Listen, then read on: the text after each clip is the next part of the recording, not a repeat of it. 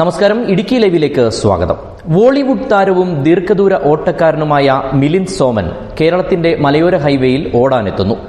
ഫെബ്രുവരി 22-ാം തീയതി ഞായറാഴ്ച രാവിലെ കുട്ടിക്കാനം കട്ടപ്പന മലയോര ഹൈവേയിലാണ് മിലിന്ദ് സോമൻ ഓടുന്നത്.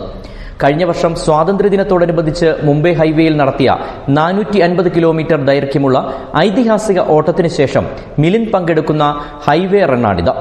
60-ാം വയസ്സിലും ഫിറ്റ്നസിന്റെ കാര്യത്തിൽ വിസ്മയമായി തുടരുന്ന അദ്ദേഹം age is just A number എന്ന സന്ദേശവുമായിട്ടാണ് കേരളത്തിൽ എത്തുന്നത്. ഹിൽ ഹൈവേ റൺ ചരിത്രമാക്കാനുള്ള കൂടിയാലോചനാ യോഗം ഏലപ്പാറ പീരുമേട് താലൂക്ക് കാർഷിക വികസന ബാങ്ക് ഹാളിൽ നടന്നു.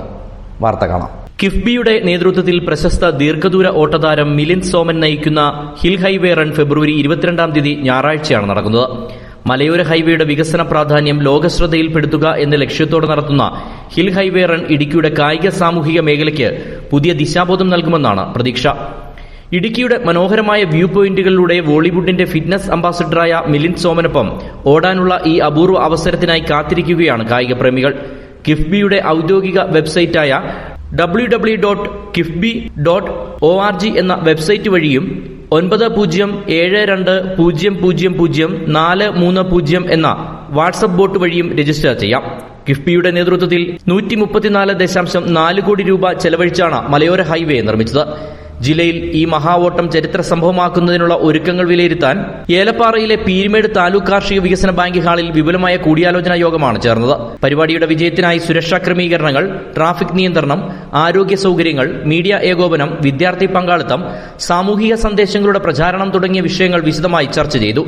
അപ്പോൾ ഗാർഡ് റോഡ് എന്നുള്ള ഒരു കോൺസെപ്റ്റിൽ നിന്ന് മാറി ഒരു ഹിൽ ഹൈവേ എന്ന് നമുക്ക് അഭിമാന പുരസ്സരം പറയത്തക്ക രീതിയിലുള്ള ഒരു ഡെവലപ്മെന്റ് നടത്തിയ ഈ ഹിൽ ഹൈവേനെ പറ്റി ഇതൊരു മാതൃകാപരമായ, രാജ്യത്തിന് തന്നെ മാതൃകാപരമായ ഒരു ഇൻഫ്രാസ്ട്രക്ചർ ഡെവലപ്മെന്റ് ആണ് ഇവിടെ നടന്നിരിക്കുന്നത്.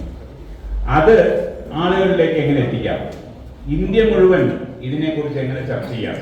കാരണം ഇന്ത്യയിലെ വിവിധ സംസ്ഥാനങ്ങളിൽ നിന്നും ഒരുപാട് യാത്രക്കാർ വരുന്ന ഒരു ജില്ലയാണ് ഇടുക്കി. അപ്പോൾ ഇവിടുത്തെ ഈ മനോഹാരിതയെ പറ്റിയിട്ടും ഇവിടുത്തെ ഒരു ട്രാവൽ സൗകര്യം പഴയ പോലെ വന്നു കഴിഞ്ഞാൽ ഇവിടെ എന്താ പറയുക 8 മണിക്കൂറും 6 മണിക്കൂറും ഒക്കെ വഴിയിൽ കിടക്കേണ്ടി വരില്ല എന്നും ഇതൊരു ലോക നിലവാരത്തിലുള്ള റോഡായി മാറിയെന്നും ഇതിന്റെ ഒരു മനോഹാരിത ആസ്വദിക്കാൻ വെറുതെ ഡ്രൈവ് ചെയ്താൽ മതി, നിങ്ങൾക്ക് ഒരു ഊട്ടിയിലോ കൊടൈക്കനാലിലോ ഒക്കെ പോയ പോലത്തുള്ള ഭംഗി നിങ്ങൾക്ക് ഇവിടെ കിട്ടും. മറ്റ് പഴവർഗ്ഗങ്ങളെല്ലാം നമ്മൾ ഉപയോഗിക്കുന്നത് സംബന്ധിച്ച് വലിയ വ്യവസായ സാധ്യത കണ്ടുകൊണ്ടാണ്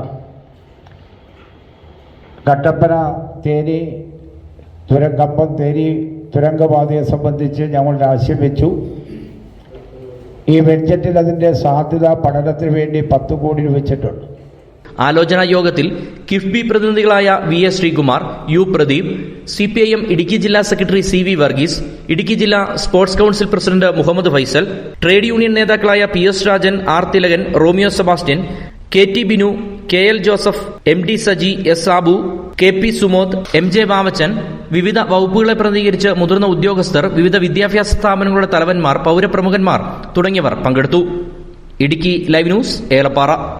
news, advertising, events, live, branding, social media marketing, media productions, ശബ്ദ ദൃശ്യ വിസ്മയങ്ങളുമായി Idukki live media productions, ITI junction, Kattappana.